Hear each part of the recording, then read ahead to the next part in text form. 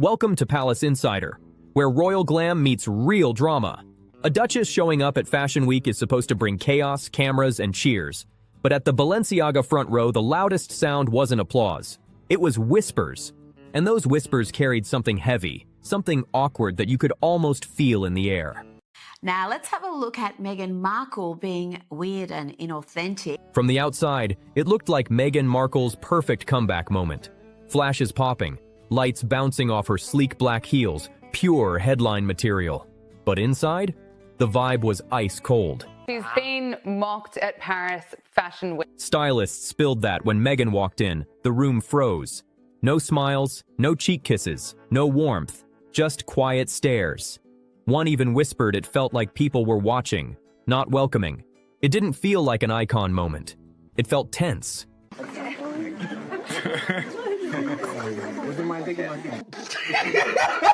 Even photographers looked bored, and editors who usually chase celebs for selfies suddenly kept their distance. One insider said the body language said it all. People looked cautious, calculating, careful about how close they stood. A strange sight in an industry built on being seen together. Meghan suddenly seemed untouchable, not because of gossip or drama, but something more awkward, something no one wanted to say out loud at first. Backstage whispers started flying that her presence was difficult. Not her attitude, her aura, or, to be blunt, her smell. Several people repeated it, and the rumor spread like wildfire. That was awkward. Let's have another look at it.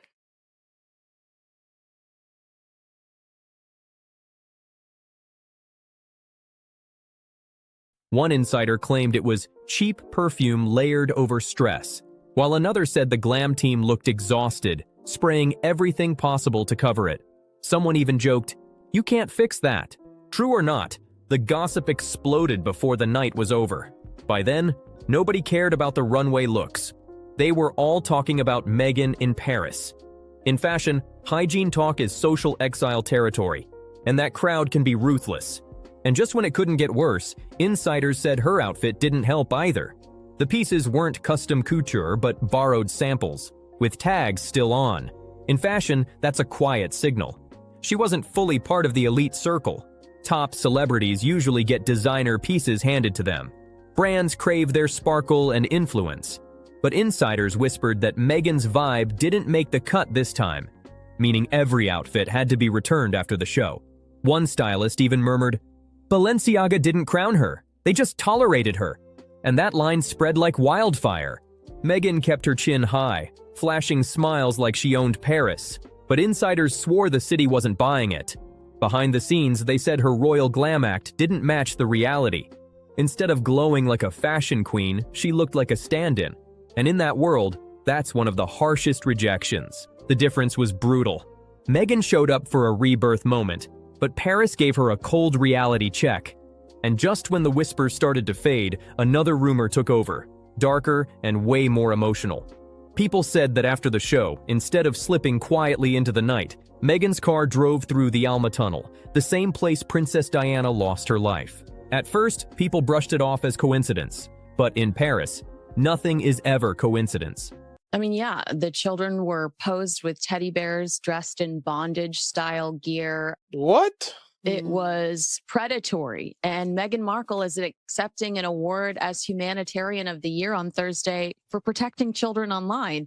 She shouldn't be promoting a brand accused of predatory. One fashion journalist even said, "In this city, everything means something." Meghan's team rushed to explain, claiming she had no idea where she was, that it was just the quickest route to her hotel. But for those who followed her story, that excuse felt hollow, almost too rehearsed. Former friends once said she studied Princess Diana's funeral repeatedly, like homework. Others remembered her reading royal biographies, pages marked up and memorized. So the big question hit hard. How could she not know? One commentator said, "This is a woman who understands her symbols." And that tunnel? It's the most powerful one of all. Online, things exploded fast. TikTok edits popped up within hours, showing Meghan's car gliding through the Alma Tunnel right beside footage of Diana's final moments, all synced to haunting music that made the comparison impossible to ignore. On Twitter, things blew up fast. Some called Meghan bold, while others called her manipulative. How are you protecting children when you are promoting a brand that was accused of inappropriate behavior towards them? One viral post said, "It's one thing to admire Diana. It's another to cosplay her tragedy." That line spread like wildfire, turning quiet skepticism into full-blown outrage. It was the kind of storm no PR team could contain. For Paris, the story hit deep. The city adored Diana. Her memory still feels sacred there. The Alma Tunnel isn't just a road. It's a symbol of grief and history. Local tabloids questioned Meghan's motives, while global outlets speculated carefully, suggesting maybe, just maybe, the drive wasn't so accidental. One paper wrote cautiously, "We're not accusing, but we can't ignore it either." And that uncertainty only fueled the fire. Behind the curtains, fashion insiders whispered about a bigger plan, wondering what Meghan was really aiming for. Why play with symbolism this heavy? Why keep tying herself to Diana's legacy? One editor reportedly said, "It's not branding, it's obsession." The Paris trip wasn't really about fashion. It was about rewriting the Diana story, one calculated moment at a time. But the irony hit hard. Instead of admiration, the comparison only reminded people of a gap Meghan could never bridge. Comment sections flooded as longtime Diana supporters got emotional fast. Some posts were brutally direct. Diana was loved. Meghan's pretending. Others turned their focus to Prince Harry, asking why he'd accept something that felt like a performance built around his mother's tragedy. One viral post read, "If Harry cries talking about that tunnel, how could she treat it like a photo op?" Thousands agreed within hours. By the end of Fashion Week, Meghan's Paris moment wasn't about couture at all. It was about a car ride, a tunnel, and the haunting shadow of a princess whose legacy still stirs emotions every time her name is whispered. Tension kept climbing, because this time it wasn't gossip or speculation. It was pure hypocrisy hiding in plain sight. For years, Meghan painted herself as the victim of brutal media attacks, saying the press twisted her story and chased her like they once did Diana. With Harry warning history was repeating itself, it sounded tragic, until Paris made people look closer. That's when an old, uncomfortable truth resurfaced. Everyone blames the British tabloids for exploiting Diana's final moments. But insiders reminded the world that the most haunting footage from her last hours wasn't sold by them at all. It was bought and broadcast by an American network, CBS. And yes, that's the same CBS that Harry and Meghan later picked for their explosive Oprah interview. Instantly, critics pounced on the contradiction. One analyst asked, "How do you condemn the press for exploiting tragedy, then hand your own story to the very network that profited from it?" That question spread like wildfire. Reports even hinted some of Harry's close friends warned him against it, saying working with CBS could reopen deep wounds. But Meghan pushed forward anyway. When Oprah's cameras started rolling, CBS, once the network that aired Diana's darkest moments, turned Harry and Meghan's pain into another global TV spectacle. For critics, it wasn't just irony. It looked like hypocrisy broadcast straight into millions of homes, written right into prime time. And online, people connected the dots instantly. Reddit threads started dropping receipts. CBS headlines from the 90s lined up next to clips from Meghan's Oprah interview.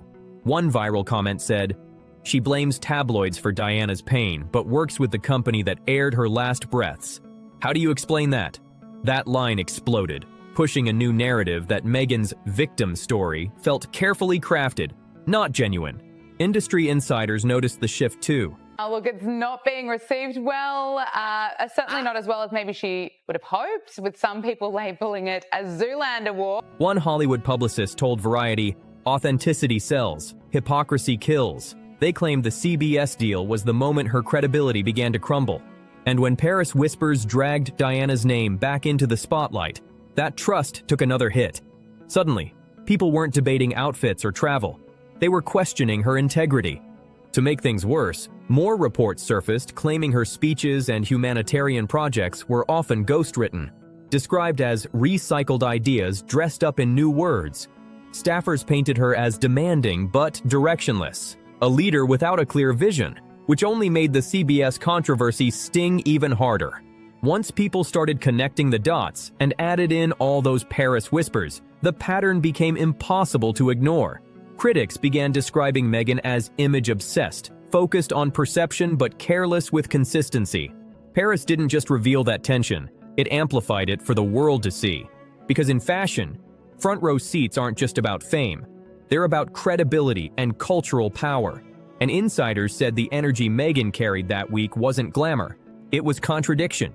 In an industry built on image, that difference cuts deep. If the CBS partnership screamed hypocrisy, Paris delivered something even colder: rejection, the kind that stings in silence. By the third day of Fashion Week, the entire conversation had shifted. No one was talking about her outfit or the tunnel anymore. It was all about how the room seemed to freeze around her. Insiders even had a name for it: the cold shoulder. Designers who usually chase celebs for attention stayed away, creating painfully awkward pauses. One photographer whispered, "I've never seen a duchess stand alone for so long in a lobby." The moment those photos hit the internet, they went viral instantly. Meghan Markle stood tall with cameras flashing from every angle, chin high, smile steady. But one thing everyone noticed? No major fashion heavyweights beside her. And in that world, who stands next to you says everything about your status. Fans pounced fast, posting brutal side-by-side comparisons. Meghan in borrowed Balenciaga pieces versus Rihanna draped in couture. Zendaya hugged by Valentino, and Kim Kardashian surrounded by Balenciaga's creative team. The captions cut deep. One read, "One of these women was invited, the other borrowed the invite." Memes exploded under hashtags like #EmptyChairEnergy and #BorrowedCouture. Paris, the city of light, had turned Meghan into the internet's shadow. Fashion insiders didn't hold back either. Blogs that usually keep it classy dropped quiet but savage lines. One French editor wrote, "Paris does not reward pretense. Clothes must fit the spirit, not just the body." Another insider added that her outfit looked assembled, not bestowed. A subtle but deadly way of saying she wasn't personally chosen by the brand. In fashion talk, that's not just shade, it's a dagger. Because in that circle, being seen as desperate is far worse than being invisible. The Diana Tunnel whispers made everything sting even more, layering emotional tension on top of the fashion world rejection. Fans began resurfacing old clips of Prince Harry speaking about trauma, edited right beside Meghan posing in Paris. One viral TikTok read, "He cries, she poses," and it racked up millions of views in hours. The shift in public perception was brutal and fast. Commentators went deeper, saying Paris didn't just reject Meghan's outfit, it rejected what she stood for. One culture critic wrote, "Diana was authenticity in motion. Meghan is simulation in still frame." Paris saw the difference. That line hit hard because it made the story about more than fashion. It became about identity and credibility. Whispers spread beyond the runways, too. Some claimed other celebrities were quietly told to steer clear.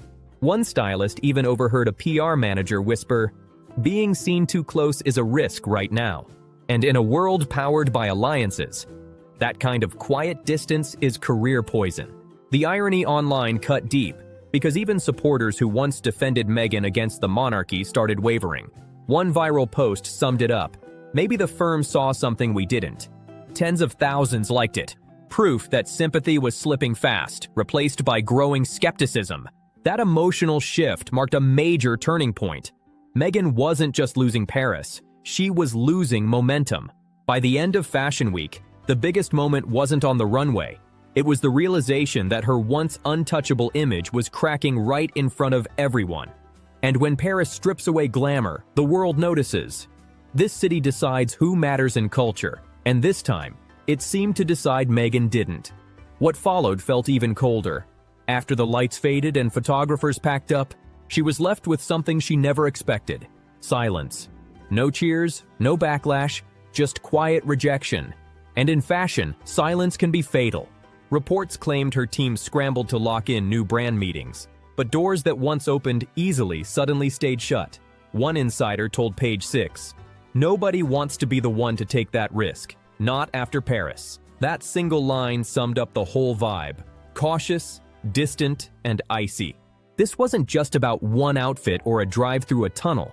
It was about credibility. And in the fashion world, credibility is currency. Insiders said Meghan's Paris trip didn't boost her status. It drained it, leaving her image looking more fragile than ever.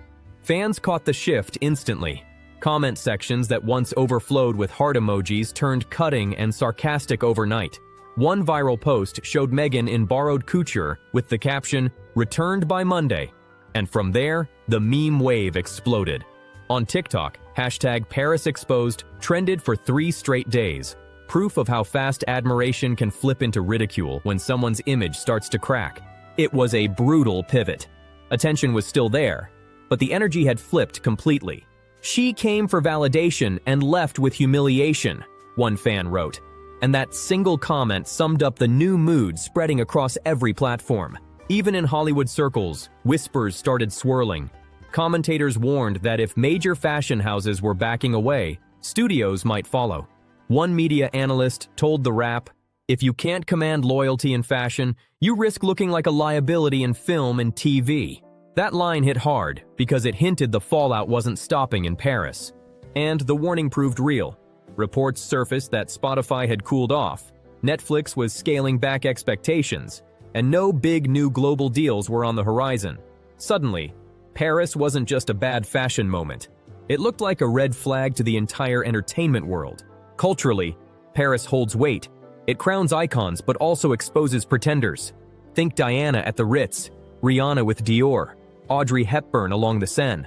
But when Paris decides someone's trying too hard, the city doesn't whisper, it shouts. One French columnist didn't hold back, writing, "Paris forgives scandal, but it never forgives imitation." That single line summed up the entire week perfectly. Instead of reinventing herself, critics said Meghan only reminded people of what she wasn't. And that contrast became the real headline. For Prince Harry, the fallout seemed personal. Photos surfaced days later showing him subdued back in California, and online speculation ran wild. People questioned if he understood the symbolism of that tunnel drive, or if he was once again left defending controversy he never asked for. Either way, the cracks in their public image were suddenly visible to everyone. The irony hit hard. Meghan came to Paris chasing a glamorous reset, but left with whispers, memes, and heavy silence. The city gave her attention, just not the kind she wanted. And when Paris changes its mood, the world always pays attention. Because if one borrowed outfit and one controversial drive could shift Meghan Markle's entire narrative, people can't help but wonder what happens next when Hollywood shines its light back on her again. If you've been following this story, drop your thoughts below. What do you think comes next for Meghan and Harry? Don't forget to like, share, and subscribe for more royal deep dives. See you in the next one.